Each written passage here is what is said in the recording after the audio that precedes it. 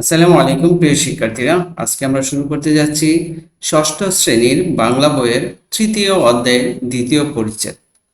এই পরিচ্ছেদটির নাম হচ্ছে অর্থ ও অর্থান্ত। ওকে, তাহলে দেখি কি আছে এতে। দেখো, একটি শব্দের অনেক রকম অর্থ থাকতে পারে। বাক্যে প্রয়োগের উপর শব্দের অর্থ নির্ভর করে। নিচের ছড়াটি পড়ো। এটি সুকুমার রায়ের লেখা। তিনি একজন বিখ্যাত ছড়াকার। তার একটি ছড়া বইয়ের নাম আবোল তাবোল। নিচের ছড়াটি সুকুমার রায়ের খাই খাই নামের ছড়ার বই থেকে নেওয়া হয়েছে। ছড়াটি পড়ার সময় পাকা শব্দটি কত অর্থে ব্যবহৃত হয়েছে খেয়াল করো। ওকে, দেখো, ছড়াটির নাম হচ্ছে পাকা পাকি, লিখেছেন সুকুমার রায়। আম পাকে বৈশাখে, কুল পাকে ফাগুনে, কাঁচা ইট পাকা হয় পোড়ালে তা আগুনে, রোদে জলে ঠিকে রং, পাকা কই তাহারে, কলারটি পাকা হয় লুচি দই আহারে, হাত পাখে লিখে লিখে, চুল পাখে বয়সে, জ্যাঠামিতে পাকা ছেলে বেশি কথা কয় সে, লোকে কয় কাঁঠাল সে পাকে নাকি কিলিয়ে, বুদ্ধি পাকিয়ে তুলে লেখাপড়া গেলিয়ে, কান পাকে ফোড়া পাকে পেকে করে টন টন, কথা যার পাকা নয় কাজে তার ঠন ঠন, রাঁধুনি বসিয়া পাকে পাক দেয় হাড়িতে হাড়িতে, সজোরে পাকালে চোখ ছেলে কাঁদে বাড়িতে, পাকায়ে পাকায়ে দড়ি টান হয়ে থাকে সে, দুহাত পাকালে গুফ তবু নাহি পাকে সে। প্রিয় শিক্ষার্থীরা, এই হচ্ছে আমাদের সুকুমার রায়ের কবিতাটি, ছড়াটি। এটা একটা ছড়া। ওকে, তারপরে দেখো এখানে কিছু অর্থ দেওয়া আছে। ওকে, শব্দের অর্থ দেওয়া আছে। যেমন আহার শব্দের অর্থ হচ্ছে ভোজন। ফলার অর্থ হচ্ছে ফলার শব্দের অর্থ হচ্ছে ভাত ছাড়া নিরামিষ খাবার। কিলানো মানে হচ্ছে খিল বা গুজা ঢোকানো। ফাগুন মানে হচ্ছে ফাল্গুন। কুল মানে হচ্ছে একটা ফলের নাম, অর্থাৎ বড়ই।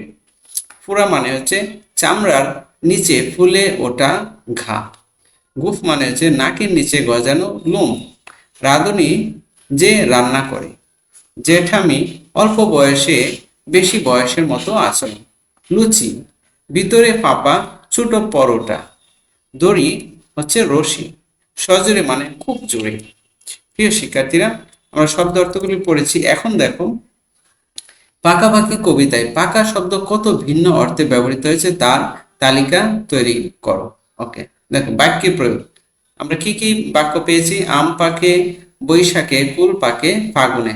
পাকা শব্দের অর্থ, অর্থাৎ এখানে যে পাকা শব্দটা কি অর্থে ব্যবহৃত হয়েছে? কাঁচা ইট পাকা হয় পোড়ালে তা আগুনে। অর্থাৎ এখানে এই একই শব্দ পাকা, কিন্তু এখানে কি অর্থে ব্যবহৃত হয়েছে? একটু ভিন্ন অর্থে ব্যবহৃত হয়েছে। প্রিয় শিক্ষার্থীরা, দেখো আরো নিচে কতগুলো বাক্য দেওয়া আছে, প্রতিটাতেই পাকা কি অর্থে ব্যবহৃত হয়েছে তা আমাদের নিচের চকে লিখতে হবে। তাহলে চলো, কথা না বাড়িয়ে আমরা চকটি পূরণ করে নিই। প্রিয় শিক্ষার্থীরা, পাঠ্য বইয়ের 40 পৃষ্ঠা দেখো, এখানে আছে পাকাপাকি কবিতায় পাকা শব্দ কত ভিন্ন অর্থে ব্যবহৃত হয়েছে তার তালিকা তৈরি করো। ওকে, দেখো, আম পাকে বৈশাখে, কুল পাকে ফাগুনে। এখানে পাকা শব্দের অর্থ হচ্ছে পরিপক্ক হওয়া। ওকে, কাঁচা ইট পাকা হয় পোড়ালে তা আগুনে। কাঁচা ইট পাকা হয় মানে কি? শক্ত হয়। রোদে জলে ঠিকে রং, পাকা কই তাহারে। অর্থাৎ এখানে স্থায়ী অর্থে ব্যবহৃত হয়েছে। পাকা শব্দটি স্থায়ী অর্থে ব্যবহৃত হয়েছে। ফলারটি পাকা হয় লুচি দই আহারে। অর্থাৎ এখানে ব্যবহৃত পরিপূর্ণ অর্থে ব্যবহৃত হয়েছে। হাত পাকে লিখে লিখে। হাত পাকে লিখে লিখে, অর্থাৎ এখানে দক্ষ অর্থে ব্যবহৃত হয়েছে। চুল পাকে বয়সে। এখানে বয়সে পাকা কি শব্দ অর্থে ব্যবহৃত হচ্ছে? সাদা হওয়া অর্থে ব্যবহৃত হয়েছে। জ্যাঠামিতে পাকা ছেলে বেশি কথা কয় সে। ওকে, এখানে পাকা ছেলে মানে হচ্ছে কি? পটু ছেলে, পটু অর্থে ব্যবহৃত হয়েছে। কাঁঠাল সে পাকে নাকি কিলিয়ে। অর্থাৎ এখানে পাকা অর্থে কি ব্যবহৃত হয়েছে? পরিপক্ক অর্থে ব্যবহৃত হয়েছে। তারপরে দেখো, বুদ্ধি পাকিয়ে তুলে লেখাপড়া গিলিয়ে। অর্থাৎ পাকা শব্দটি এখানে পরিণত অর্থে ব্যবহৃত হয়েছে। কান পাকে ফোড়া পাকে। অর্থাৎ এখানে পাকা মানে কি? পুজ হওয়া। অর্থাৎ কি হওয়া? পুজ হওয়া অর্থে ব্যবহৃত হয়েছে। কথা যার পাকা নয় কাজে তার ঠন ঠন। এখানে কি অর্থে ব্যবহৃত হয়েছে? অপক্ষ, অপক্ষ অর্থে ব্যবহৃত হয়েছে।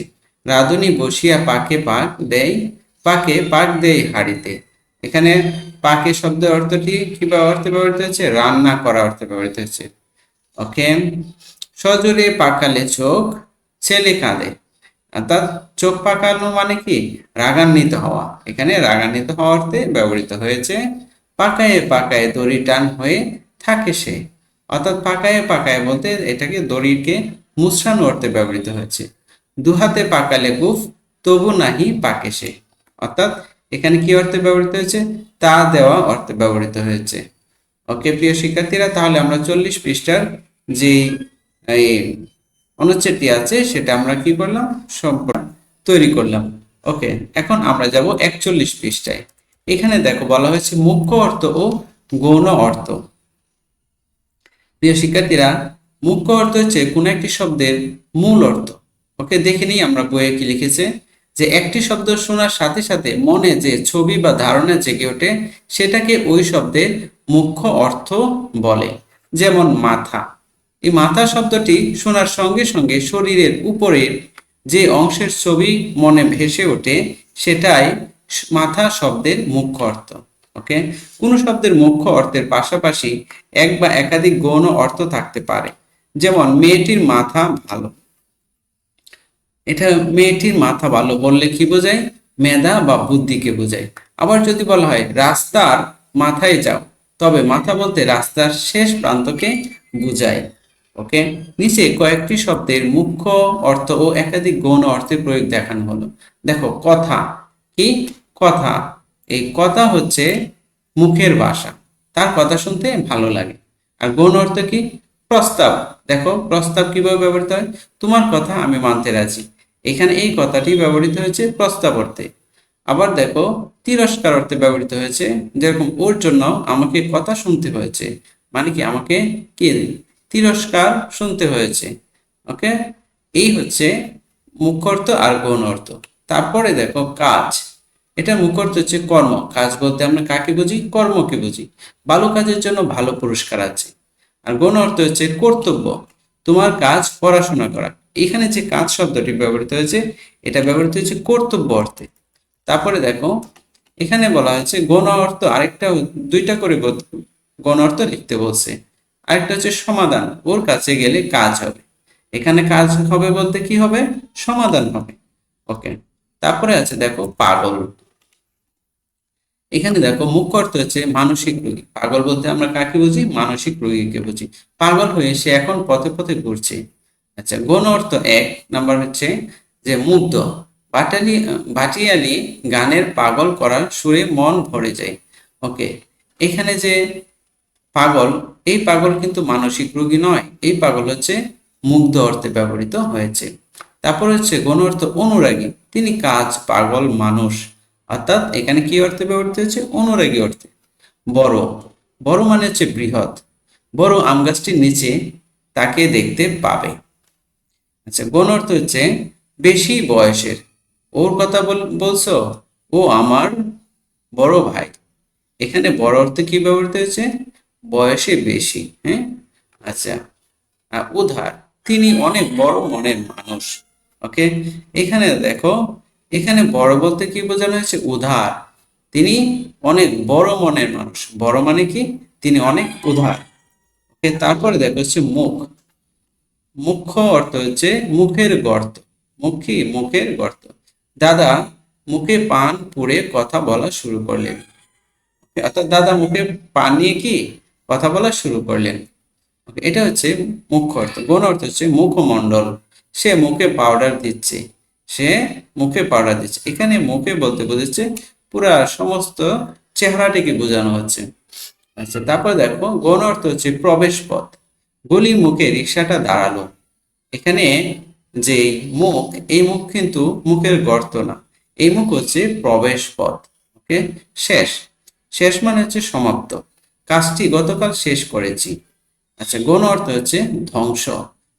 গৌণ অর্থ ধ্বংস হচ্ছে আগুনে পুড়ে বাড়িটি শেষ হয়ে গেল।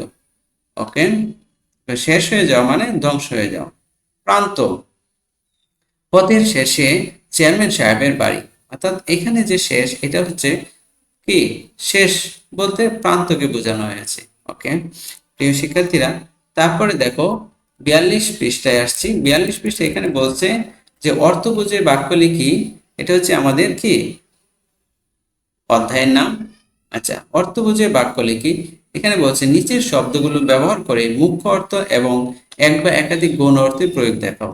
প্রিয় শিক্ষার্থীরা, আগে কিন্তু 41 পৃষ্ঠায় কিভাবে লিখতে হবে সেটা আমাদেরকে দেখিয়ে দিয়েছে। এখন আমাদের 42 পৃষ্ঠায় করতে হবে কি, এই 41 পৃষ্ঠার মতো আমাদের নিজে থেকে লিখতে হবে।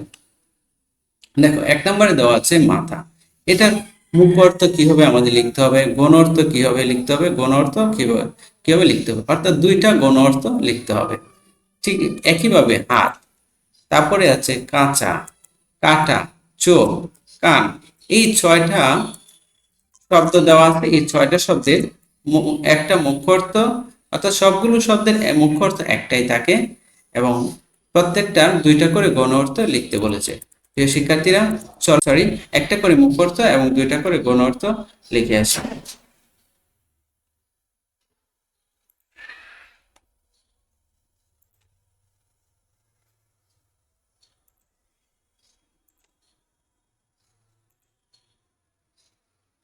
প্রিয় শিক্ষার্থীরা, এখানে দেখো আমাদের যে পাঠ্য বইয়ের যে 42 পৃষ্ঠার যে বলেছে যে নিচের শব্দগুলো ব্যবহার করে মুখ্য অর্থ এবং এক বা একাধিক গৌণ অর্থে প্রয়োগ দেখাও। আচ্ছা, প্রথম শব্দটা ছিল কি মাথা। এটা মুখ্য অর্থ শরীরের উপরের অংশ, তার মাথার চুল পড়ে যাচ্ছে। গৌণ অর্থ হচ্ছে 1 নম্বরে গৌণ অর্থ হচ্ছে প্রধান, তিনি গ্রামের মাথা। এখানে মাথা বলতে কি বোঝানো হয়েছে, প্রধান অর্থে ব্যবহৃত হয়েছে।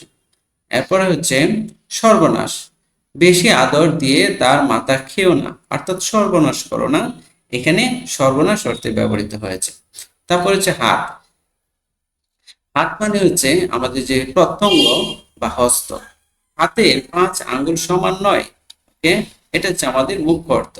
তো গৌণ অর্থ হচ্ছে অনুগ্রহ কামনা, আমি তার কাছে হাত পাততে পারবো না। অর্থাৎ এখানে অনুগ্রহ কামনা অর্থে ব্যবহৃত হয়েছে। গৌণ অর্থ, আরেকটা গৌণ অর্থ হচ্ছে ক্ষমা, এই হাত জোর করছি, সেই কথা আর বলবো না। ওকে, এখানে যে হাত জোর করে বলছি, এই হাত হচ্ছে কি অর্থে ব্যবহৃত হচ্ছে, ক্ষমা অর্থে ব্যবহৃত হয়েছে। ওকে, কাঁচা, কাঁচার মুখ্য অর্থ হচ্ছে অপক্ষ, কাঁচা বড়ি ভীষণ টক। ওকে, অস্থায়ী, এটা হচ্ছে একটা গৌণ অর্থ। এই কাপড়ের রং কাঁচা, এখানে কাঁচা বলতে অস্থায়ীকে বোঝানো হয়েছে, যে এই কাপড়ের রংটা কি অস্থায়ী, মানে কাঁচা। অদক্ষ, চিঠিটা কাঁচা হাতের লেখা। এখানে কাঁচা হাতের লেখা বলতে বোঝানো হয়েছে অদক্ষ হাতের লেখা। ওকে, প্রিয় শিক্ষার্থীরা, দেখো 4 নম্বরে আছে যে মুখ্য অর্থ হচ্ছে কাটার মুখ্য অর্থ হচ্ছে ছেদন বা কর্তন, পুরনো গাছগুলো কাটার ঠিক হয়নি।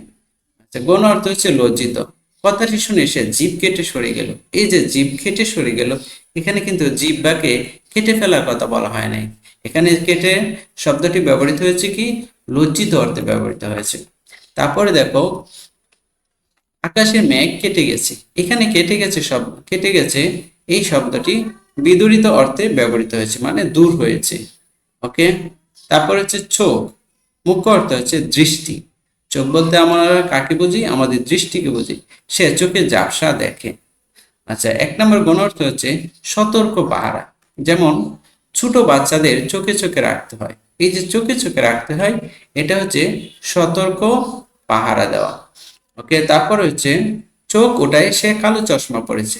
এই যে চোখ ওঠায়, চোখ ওঠা বলতে তাকে বোঝানো হয়েছে কি চোখ ওঠা হচ্ছে একটা রূপ বিশেষ। ওকে, এটা হচ্ছে আমাদের গৌণ অর্থ। তারপর হচ্ছে কান, এটা মুখ্য অর্থ হচ্ছে এটাও একটা প্রত্যঙ্গ বা কর্ণ। ওকে, তিনি কানে কম শুনেন। ওকে, এটা এখানে হচ্ছে কান শব্দটি ব্যবহৃত হয়েছে কি মুখ্য অর্থে। তারপরের বাক্যে দেখো লোকটি কানে কম শুনেন। এই যে কানে কম শুনেন লোকটি, এখানে বোঝা হচ্ছে লোকটি কি বধির, অর্থাৎ লোকটি বধির। তারপর হচ্ছে স্যারের কথায় কান দাও, এখানে কান দাও বলতে বোঝানো হয়েছে মনোযোগ দাও, অর্থাৎ বধির এবং মনোযোগ এই দুইটা শব্দ হচ্ছে কি আমাদের গৌণ অর্থ। শিক্ষার্থীরা, তাহলে আজকে আমরা 39 থেকে 42 পৃষ্ঠা পর্যন্ত সমাধান করেছি। প্রিয় শিক্ষার্থীরা, এখনো যারা আমার চ্যানেলটিকে সাবস্ক্রাইব করো নাই, প্লিজ সাবস্ক্রাইব করে ফেলো।